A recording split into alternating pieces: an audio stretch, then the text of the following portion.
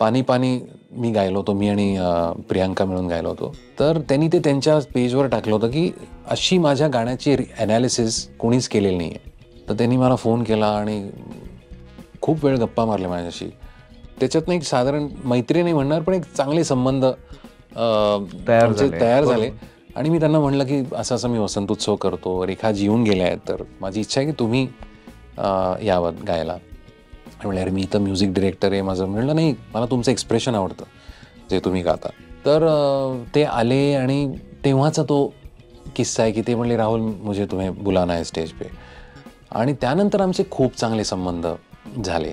म्हणजे आम्ही काही कार्यक्रम एकत्र केले. आम्ही आत्ताच लंडनला एकत्र कार्यक्रम केला आणि आत्ताच 4 गाण्यांचा त्यांचा एक गझलच्या EP म्हणतात त्याला, तो आत्ता कंप्लीट केला आहे.